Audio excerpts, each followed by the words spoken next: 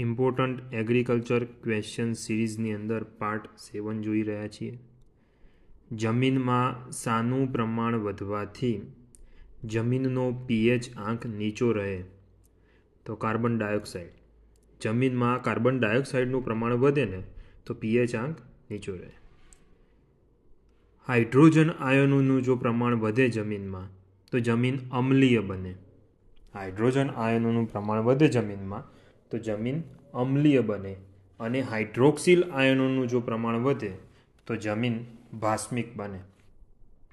Hydroxyl આયનોનું પ્રમાણ વધે તો જમીન ભાસ્મિક અને હાઇડ્રોજન આયનોનું પ્રમાણ વધે તો જમીન અમ્લીય બને. જમીનમાં પાણીનું જો પ્રમાણ વધે તો પીએચ આંક અમુક અંશે વધે. જમીનમાં પાણીનું પ્રમાણ વધે તો પીએચ આંક અમુક અંશે વધે. હવે આ પીએચ માપક્રમની શોધ કોને કરી?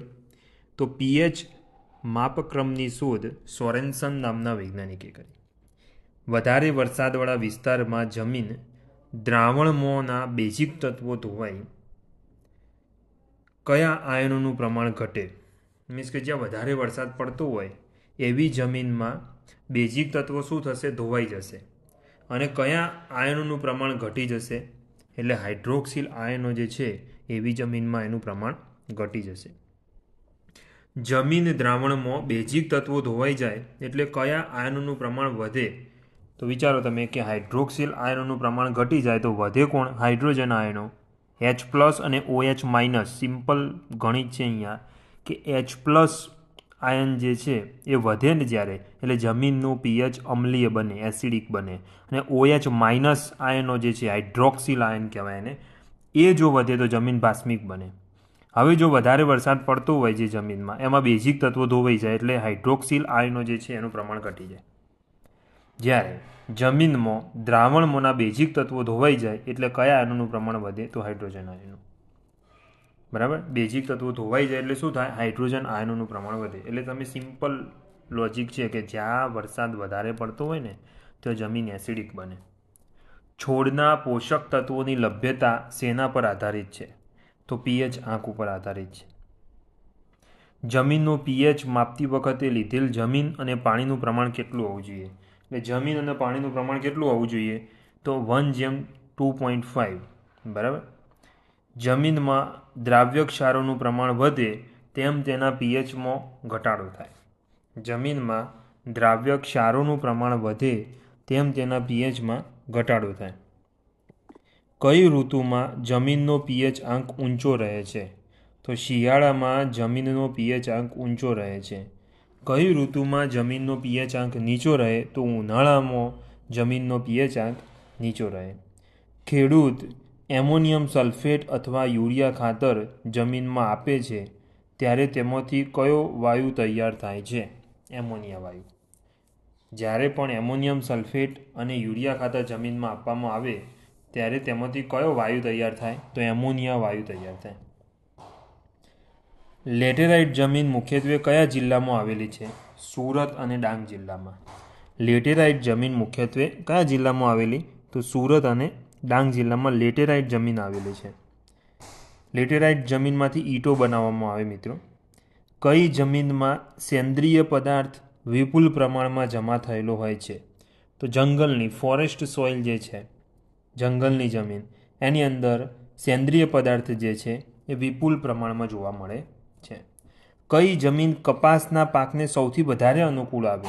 તો કાળી જમીન જે છે એ કપાસના પાકને સૌથી વધારે અનુકૂળ આવે છે. ખેડ કાર્યોના પરિણામ સ્વરૂપે ઉદ્ભવતી જમીનની ભૌતિક પરિસ્થિતિ શાનાથી ઓળખાય છે? ટિલ્થ. ખેડ કાર્યોના પરિણામે ઉદ્ભવતી જમીનની ભૌતિક પરિસ્થિતિ શાનાથી ઓળખાય? તો ટિલ્થ નામે ઓળખાય. બરાબર? જમીનના છિદ્ર અવકાશના પ્રમાણનો આધાર શેના ઉપર હોય? તો જમીનના કણના કદ અને એની ગોઠવણી ઉપર.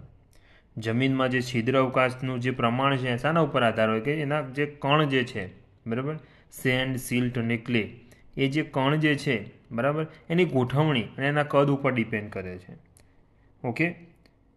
જમીનના કણ જેમ મોટા તેમ છિદ્ર અવકાશ વધારે હોય. જમીનના કણો જે છે એની સાઇઝ જો મોટી હોય તો છિદ્ર અવકાશ વધારે હોય, જ્યારે જમીનના કણ નાના તેમ છિદ્ર અવકાશ ઓછો.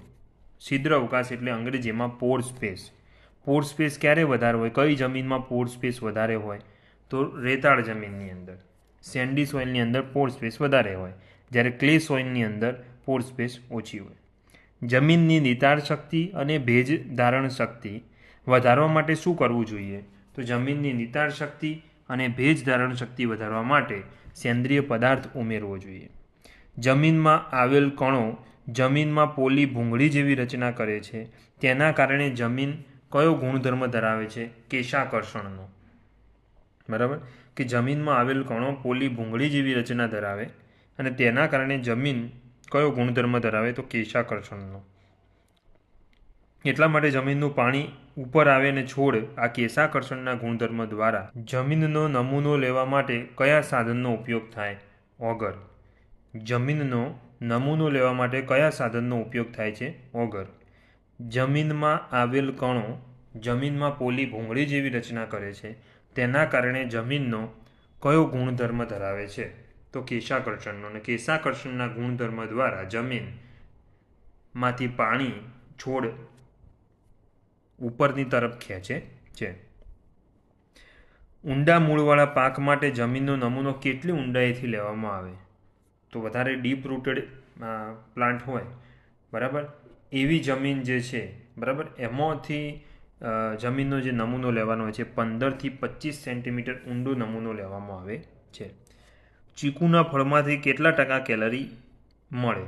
તો 98% શક્તિ એમાંથી મળે. બરાબર, ચીકુના ફળમાંથી 98% કેલરી મળે. ચીકુમાં ખાવાલાયક પદાર્થ કેટલા ટકા હોય છે? તો 83%. 83% પદાર્થ જે છે એ ખાવાલાયક છે. ચીકુના ઝાડમાંથી કયો રસ નીકળે? તો ચીકલ. કેળાનું સંવર્ધન શાનાથી થાય? તો ગાંઠ અથવા તો પીલાથી. કેળાનું જે સંવર્ધન જે છે એ શાનાથી થાય? તો ગાંઠ અથવા પીલાથી. ગાંઠનું ઢાલિયું કીટક એ કયા પાકમાં જોવા મળે? કેળાની અંદર. પનામા અને બંચી ટોપ એ કયા પાકોના રોગો છે?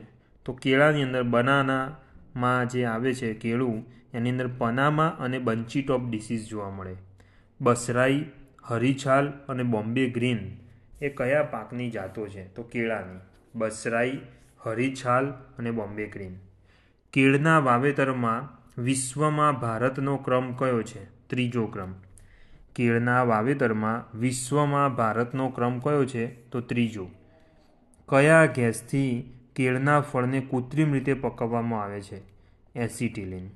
કયા ગેસથી કેળના ફળને કૃત્રિમ રીતે પકવવામાં આવે છે? એસિટિલિન. પપૈયાના પાકનું મૂળ વતન કયું છે? મેક્સિકો. પપૈયાના પાકનું મૂળ વતન કયું છે? તો Mexico. Madhubindu, Pusa delicious, Pusa majesty, Pusa Nanha, solo sunrise, Taiwan એ કયા પાકની જાતો છે? તો પપૈયા. Madhubindu, Pusa delicious, Pusa majesty, Pusa Nanha, solo sunrise, Taiwan એ કયા પાકની જાતો છે? તો પપૈયા. પપૈયાની મુખ્ય આડપેદાશ કઈ છે? તો પપૈયાના દૂધમાંથી થતું પેપિન એ પપૈયાની મુખ્ય આડપેદાશ છે. પપૈયાના દૂધમાંથી થતું પેપિન એ પપૈયાની આડપેદાશ. લીંબુની કઈ કલમ વધારે પ્રખ્યાત છે? તો લીંબુની ઘૂંટી કલમ વધારે પ્રખ્યાત છે. શીતળા એ કયા પાકમાં આવતો રોગ છે? તો શીતળા એટલે સાઇટ્રસ કેન્કર લીંબુની અંદર આવતો આ રોગ છે. લીંબુના રસમાં કયા એસિડ હોય છે? તો સાઇટ્રિક એસિડ અને ફોસ્ફરિક એસિડ. લીંબુનું પુખ્ત ઝાડ આશરે કેટલા ફળ આપે? તો 50થી 100 કિલોગ્રામ ફળ લીંબુનું એક પુખ્ત ઝાડ આપે છે. ચકૈયા, કંચન, NA6, 10 નંબર, NA10 નંબર એ કયા પાકની જાતો છે? તો આમળા. ઉમરાન, દંડેન, ઓંચલ, ગોલા, મહેન એ કયા પાકની જાતો છે? તો બોર. સીતાફળનું વતન કયો દેશ છે? અમેરિકા. વોશિંગ્ટન P1 એ કયા પાકની જાત છે? સીતાફળ. સીતાફળના એક પુખ્ત છોડ પરથી આશરે કેટલા સીતાફળ ઉતરે છે? 125થી 150.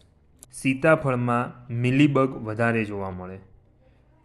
જામફળના પાક માટે હેક્ટરે કેટલા રોપાની જરૂર પડે? તો અંદાજે 277 રોપાની જરૂર પડે.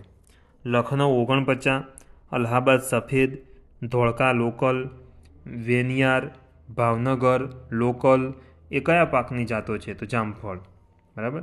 L49 લખનઉ 49, અલ્હાબાદ સફેદ, ધોળકા લોકલ, વેનિયાર, ભાવનગર લોકલ.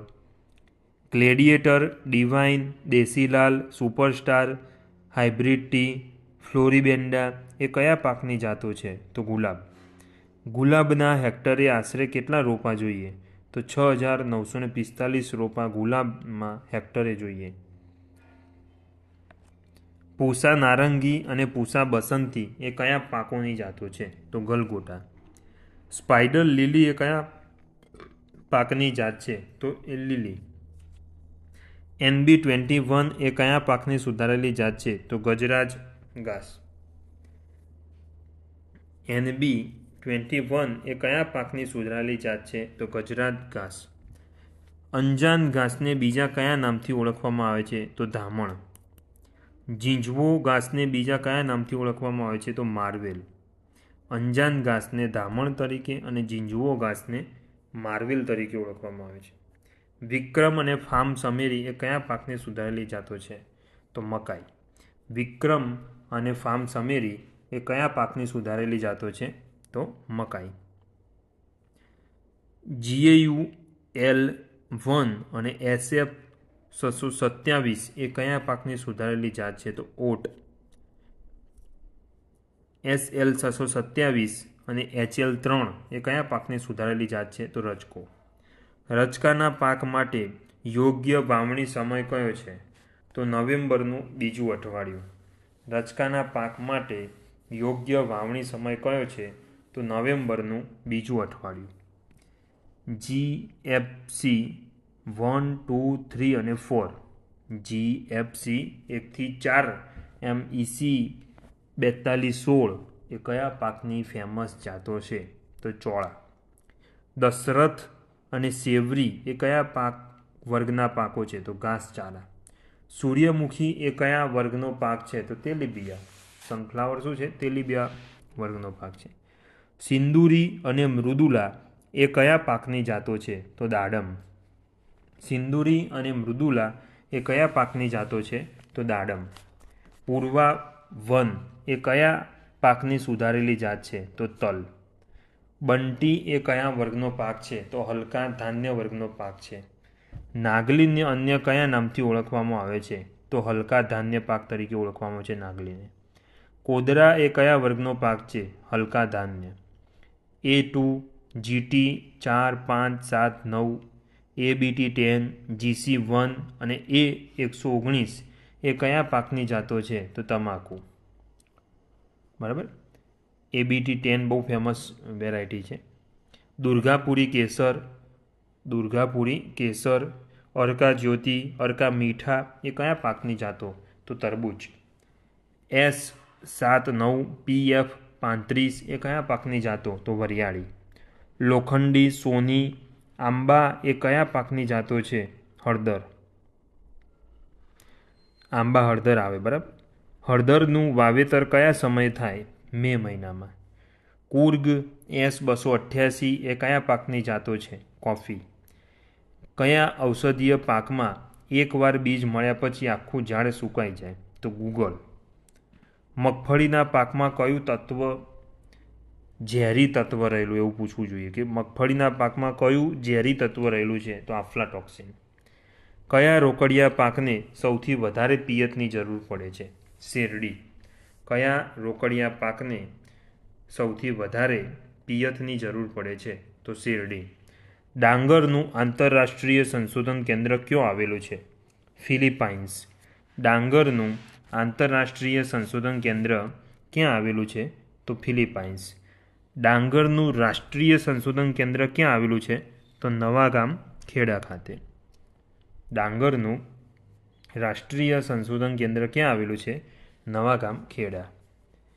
V797 એ કયા પાકની જાત છે? કપાસ. V797 એ કયા પાકની જાત છે? તો કપાસ. બટાટાનું રાષ્ટ્રીય સંશોધન કેન્દ્ર ક્યાં આવેલું છે? સિમલા. બટાટાનું રાષ્ટ્રીય સંશોધન કેન્દ્ર ક્યાં આવેલું છે? સિમલા. વિશ્વમાં બટાટાનું સૌથી વધુ ઉત્પાદન કયો દેશ કરે છે? રશિયા. વિશ્વમાં બટાટાનું સૌથી વધુ ઉત્પાદન કયો દેશ કરે છે? તો રશિયા. જીએસબી કયા પાકની જાત છે? બાજરી. જીએસબી એ કયા પાકની જાત છે? બાજરી. બાજરીનું સંશોધન કેન્દ્ર ક્યાં આવેલું છે? જામનગર. બાજરીનું સંશોધન કેન્દ્ર ક્યાં આવેલું છે? જામનગર. વજ્રચક્ર અને દલપુંજ ચક્રને કયા ચક્રો તરીકે ઓળખવામાં આવે છે? સહાય ચક્રો. જાસૂદ, ધતુરો અને કપાસના પુષ્પો કેવા પ્રકારના પુષ્પદંડો ધરાવે છે? એકદંડીય પુષ્પદંડ. લાલ કરેણ, પીળી કરેણના પુષ્પો કેવા પ્રકારના પુષ્પદંડો ધરાવે છે? બહુદંડીય પુષ્પદંડ. ફૂગવિદ્યાના પિતા તરીકે કોણ ઓળખાય? એટલે કે માઇકોલોજી. એના પિતા છે એન્ટોન ડી બેરી. આધુનિક મધમાખી વિદ્યાના પિતા તરીકે કોણ ઓળખાય છે? તો હેબર. લીંબુની આંખ કલમ કયા પાકના રોપા પર કરવામાં આવે છે? જો જાંબુ. દુનિયામાં અળસિયાની કેટલી જાતો છે? તો 300.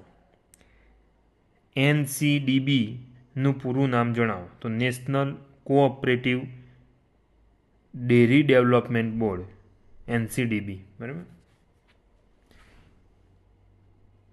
CDB તો કોકોનટ ડેવલપમેન્ટ બોર્ડ. ચીકુનું ફળ સંશોધન કેન્દ્ર ક્યાં આવેલું છે? તો ચીકુનું ફળ સંશોધન કેન્દ્ર ગણદેવી ખાતે નવસારી આવેલું છે. પનામા રોગ શામાં જોવા મળે છે? તો કેળાની અંદર. પુંકેસરના તાંતણા જેવા નક્કર ભાગને શું કહેવામાં આવે છે? તો તંતુ. પુંકેસરના તાંતણા જેવા નક્કર ભાગને શું કહેવામાં આવે? તંતુ. પરાગરજને ઉત્પન્ન કરવાનું કાર્ય કોણ કરે? પરાગાશય. પરાગરજને ઉત્પન્ન કરવાનું કાર્ય કોણ કરે છે? તો પરાગાશય. માદા જનનકોષ શામાં ઉત્પન્ન થાય છે? સ્ત્રીકેસર ચક્રમાં. માદા જનનકોષ શામાં ઉત્પન્ન થાય? તો સ્ત્રીકેસર ચક્રમાં. બીજાશયના ઉપરના ભાગ ઉપરથી નીકળતી એક નળી જેવી રચનાને શું કહે? પરાગવાહિની. બીજાશયના ઉપરના ભાગ ઉપરથી નીકળતી એક નળી જેવી રચનાને શું કહેવાય? તો પરાગવાહિની કહેવાય. પુષ્પના કેટલા પ્રકારો છે? 6. પુષ્પના કુલ 6 પ્રકાર છે. 6.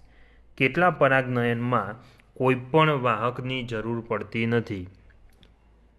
તો સ્વપરાગનયન એટલે એકમાત્ર છે સ્વપરાગનયન કે જેમાં કોઈ પણ વાહકની જરૂર પડતી નથી. કીટકની કેટલીક પ્રજાતિઓ પરાગનયનની પ્રક્રિયામાં મદદ કરી શકે છે? તો કેટલી પ્રજાતિઓ કીટકની? 350. અળવીના પુષ્પમાં કોણ પરાગનયનની પ્રક્રિયામાં મદદ કરે છે? ગોકળ ગાય. કોષ દિવાલ શેની બનેલી હોય? તો સેલ્યુલોઝ. વનસ્પતિમાં કોષ દિવાલ શાની બનેલી હોય? તો સેલ્યુલોઝ. કોષ રસને અન્ય કયા નામે ઓળખવામાં આવે? તો જીવરસ. કોષોનું શક્તિઘર એટલે કે પાવર હાઉસ તરીકે શું ગણાય? તો કણાભસૂત્ર. ચયાપચયની ક્રિયા કોણ કરે? ગોલ્કી ગાય. રસધાની એ કોષનું કેવું ઘટક હોય છે? નિર્જીવ. કોષનું રાસાયણિક કારખાનું કોને કહેવામાં આવે છે? રસધાની. એસિફેટ એ કયા પ્રકારની દવા છે? એસિફેટ એટલે ઇન્સેક્ટિસાઇડ, જંતુનાશક. એટ્રાજીન એ કયા પ્રકારની દવા છે? નીંદણનાશક. મગફળીમાં રંગસૂત્રોની સંખ્યા કેટલી હોય છે? 40. મગફળીમાં રંગસૂત્રોની સંખ્યા કેટલી હોય? 40. મુખ્ય ચોખા સંશોધન કેન્દ્ર ક્યાં આવેલું છે? નવાગામ. મુખ્ય ચોખા સંશોધન કેન્દ્ર ક્યાં આવેલું છે? તો નવાગામ. પ્રાણીશાસ્ત્ર અને જીવવિજ્ઞાનના પિતા કોણ છે? એરિસ્ટોટલ. ડાંગરના પાકનું રાષ્ટ્રીય સંશોધન કેન્દ્ર ક્યાં આવેલું છે? કટક, ઓડિશા. ડાંગરના પાકનું રાષ્ટ્રીય સંશોધન કેન્દ્ર ક્યાં આવેલું છે? કટક, ઓડિશા. ગુજરાતની સ્થાપના ક્યારે થઈ હતી? તો 1 મે 1960માં. ગુજરાતની સ્થાપના ક્યારે થઈ હતી? તો 1 મે 1960ની અંદર. ગુજરાતનું પાટનગર જે ગાંધીનગર છે. સૌથી પહેલું પાટનગર અમદાવાદ હતું. રાજ્ય ગીત ગુજરાતનું જય જય ગરવી ગુજરાત છે અને રાજ્ય પ્રાણી સિંહ છે. ગુજરાતમાં રાજ્ય વૃક્ષ આંબો છે અને રાજ્ય ફૂલ એ ગલગોટો છે અને રાજ્ય નૃત્ય એ ગરબા છે અને રાજ્ય પક્ષી એ સુરખાબ એટલે ફ્લેમિંગો છે અને રાજ્યની રમત છે ક્રિકેટ, કબડ્ડી. અને ગુજરાતનો કુલ એરિયા ભૌગોલિક વિસ્તાર 19.6 મિલિયન હેક્ટર છે, જ્યારે ભારતમાં કુલ ભૌગોલિક વિસ્તાર 329 મિલિયન હેક્ટર છે. વનસ્પતિ શાસ્ત્રના પિતા તરીકે કોણ ઓળખાય? તો થિયોફ્રેસ્ટસ. વનસ્પતિ શાસ્ત્રના પિતા તરીકે કોણ ઓળખાય? તો થિયોફ્રેસ્ટસ. જેસી બોઝ શાના પર કાર્ય કર્યું હતું? તો વનસ્પતિની દેહધાર્મ વિદ્યા ઉપર કાર્ય કર્યું હતું. કોષોમાં કોષ કેન્દ્રની શોધ કોને કરી હતી? Robert Brown. એટલે ન્યુક્લિયસની શોધ કરી હતી Robert Brown. Bidi tobacco research station, bidi તમાકુ સંશોધન કેન્દ્ર ક્યાં આવેલું છે? આણંદ ખાતે. મુખ્ય મકાઈ સંશોધન કેન્દ્ર ક્યાં આવેલું છે? ગોધરા ખાતે. શેરડીનું રાષ્ટ્રીય સંશોધન કેન્દ્ર ક્યાં આવેલું છે? કોઈમ્બતુર. શેરડીનું રાષ્ટ્રીય સંશોધન કેન્દ્ર ક્યાં આવેલું છે? તો કોઈમ્બતુર. વિશ્વમાં વન દિવસ ક્યારે ઉજવાય? 21મી માર્ચ. વિશ્વમાં વન દિવસ ક્યારે ઉજવાય? તો 21મી માર્ચ. આના આજુબાજુના દિવસો પણ બહુ જ ફેમસ છે કે ધારો કે 20મી માર્ચ એ ચકલી દિવસ તરીકે ઉજવવામાં આવે છે. 20મી માર્ચ એટલે ચકલી દિવસ.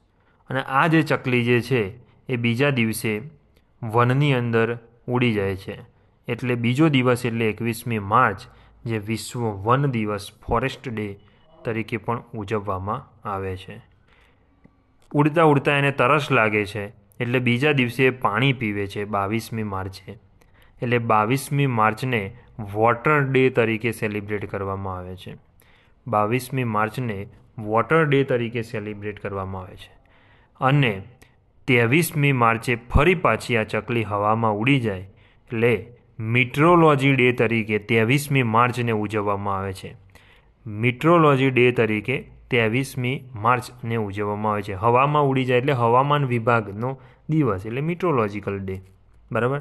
તો એક સાથે 20મી માર્ચ, 21મી માર્ચ, 22મી માર્ચ અને 23મી માર્ચ તમે યાદ રાખી શકો છો. બરાબર. આવી કોઈ ચકલી અને કોઈ આવી વાત નથી, પણ આપણને યાદ રહે એના માટેની એક સરળ ટ્રીક છે. ઓકે. RKVYનું પૂરું નામ જણાવો. તો રાષ્ટ્રીય કૃષિ વિકાસ યોજના. RKVYનું પૂરું નામ જણાવો. તો રાષ્ટ્રીય કૃષિ વિકાસ યોજના. NFSMનું પૂરું નામ જણાવો. National food security mission. Bardipada અભયારણ્ય કયા જિલ્લામાં આવેલું છે? તો પોરબંદર જિલ્લામાં રાણાવાવ તાલુકામાં બરડીપાડા અભયારણ્ય આવેલું છે. બરાબર. NFSMનું પૂરું નામ છે નેશનલ ફૂડ સિક્યોરિટી મિશન. મુખ્ય રાઈ સંશોધન કેન્દ્ર ક્યાં આવેલું છે? તો મુખ્ય રાઈ સંશોધન કેન્દ્ર દાંતીવાડા ખાતે આવેલું છે. મુખ્ય સૂકી ખેતીનું સંશોધન કેન્દ્ર ક્યાં આવેલું? તો તરઘડિયા રાજકોટમાં આવેલું છે. દ્રાક્ષનું સંશોધન કેન્દ્ર ક્યાં આવેલું છે? તો માંજરી મહારાષ્ટ્ર ખાતે આવેલું છે. દ્રાક્ષનું સંશોધન કેન્દ્ર ક્યાં આવેલું? તો માંજરી મહારાષ્ટ્ર ખાતે આવેલું છે. ભારતમાં લીલ વિદ્યાના પિતા તરીકે કોણ ઓળખાય? તો OP અય્યંગર તરીકે ઓળખાય છે. OP અય્યંગર.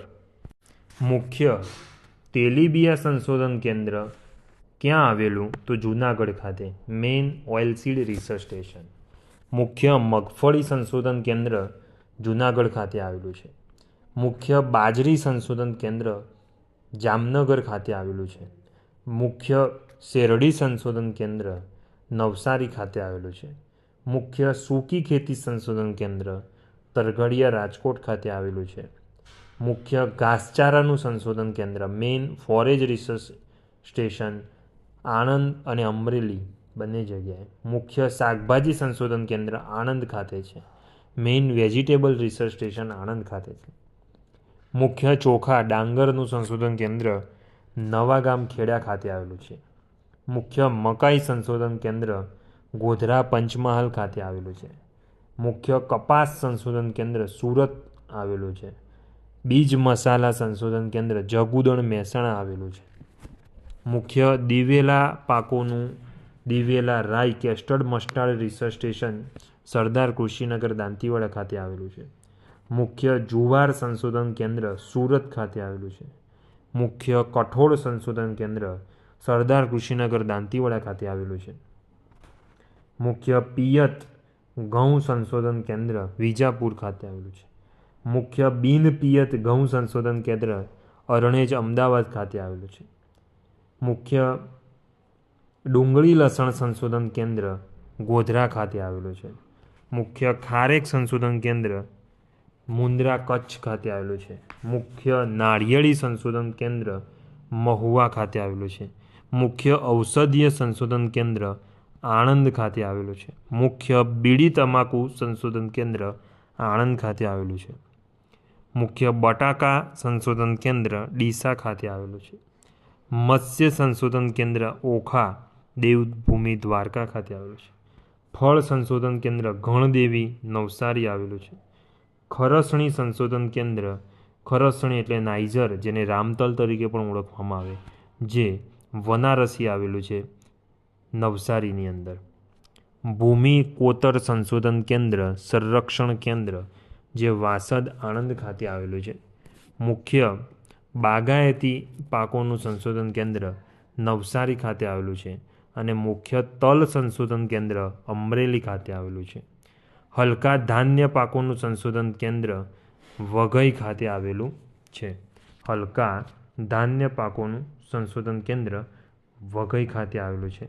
પિયત પાક સંશોધન કેન્દ્ર ઠાસરા મુકામે ખેડા આવેલું છે. બરાબર, ઠાસરા મુકામે ખેડા આવેલું છે.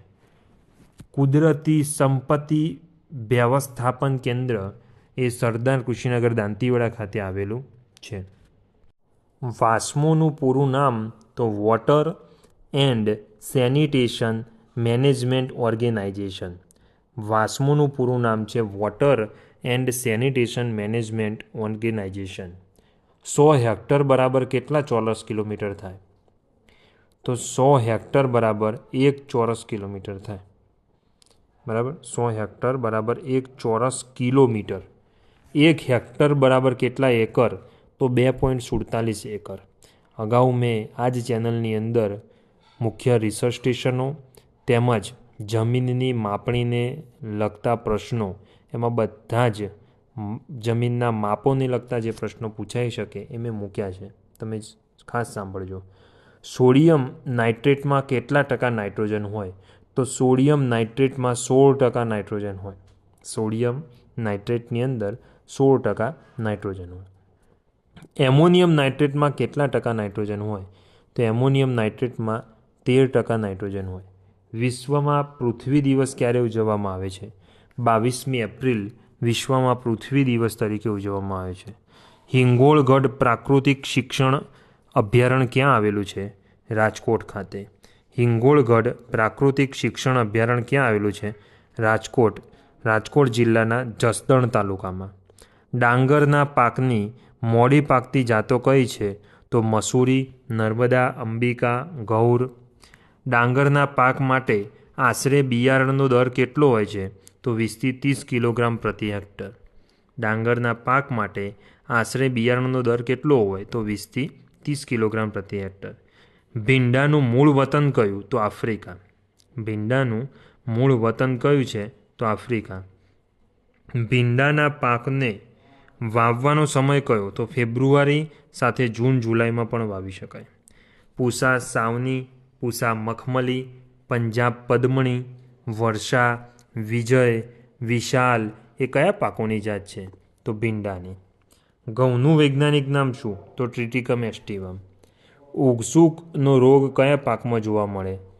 ઉગસુકનો રોગ જનરલી મગફળી, ઘઉં વગેરે પાકોમાં જોવા મળે. એમ તો અનાવૃત અંગારીયો રોગ એ કયા પાકમાં જોવા મળે? તો ઘઉં. ઘઉંમાં કયું પ્રોટીન હોય? Gluten protein. CO6 એ કયા પાકની સુધારેલી જાત છે? તો મકાઈ. મકાઈના ડોડામાંથી દાણા છૂટા પાડવા માટે કયું સાધન વપરાય? મેઇઝ શેલર. મકાઈના ડોડામાંથી દાણા છૂટા પાડવા માટે કયું સાધન વપરાય? તો મેઇઝ શેલર. ડાંગરના પાકનું આંતરરાષ્ટ્રીય સંશોધન કેન્દ્ર ક્યાં આવેલું છે? ફિલિપાઇન્સ. ગુજરાતમાં ડાંગરનું સંશોધન કેન્દ્ર ક્યાં આવેલું? તો નવાગામ. હરા સોના સફેદ મોતી એ કયા પાકોની જાત છે? જુવાર. ગુજરાતમાં જુવારનું સૌથી વધુ ઉત્પાદન કયા જિલ્લામાં થાય છે? સુરત. ગુજરાતમાં જુવારનું સૌથી વધુ ઉત્પાદન કયા જિલ્લામાં થાય છે? તો સુરત. ગુજરાતમાં જુવારનું સૌથી વધુ વાવેતર કયા જિલ્લામાં થાય? ભાવનગર. ગુજરાતમાં જુવારનું સૌથી વધુ વાવેતર કયા જિલ્લામાં થાય? તો ભાવનગર. લીલી કૂણી જુવારમાં કયું ઝેરી તત્વ હોય છે? તો હાઇડ્રોસાયનિક એસિડ. લીલી કૂણી ઝેરી તત્વ એટલે કે શબ્દ તમે જોજો. જુવાર આપણે ખાવા લાયક જ છે, બધું જ સારું, પણ જ્યારે એ ગ્રીન સ્ટેજમાં હોય છે ત્યારે એની અંદર એક ઝેરી તત્વ આવે છે અને એ પશુઓને પણ ના ખવડાવવું જોઈએ. તો એમાં જે તત્વ જે છે એ હાઇડ્રોસાયનિક એસિડ HCN, જેને ધોરીન પણ કહેવામાં આવે છે. બરાબર. લીલી જુવાર શાના માટે ઉત્તમ? તો સાયલેજ બનાવવા માટે ઉત્તમ. સુખવેલ 20 એ કયા પાકની જાત છે? તો સુખવેલ 20 એ ડાંગરની જાત છે. ડાંગરના પાકની વહેલી પાકતી જાતો તો સુખવેલ 20, ગુર્જરી, સાફી 3436, ગૌર 34, રત્ના, GR 3, 4, 5, 938, IR 26, IR 28, 66, 928. બરાબર. આ બધી જે છે વહેલી પાકતી જાતો છે. આવા લાખો પ્રશ્નો આપણે આ ચેનલ મારફતે સાંભળીશું અને વારંવાર એકાગ્રતાથી સાંભળીશું એટલે તમને 100% આવડી જશે. Thank you so much.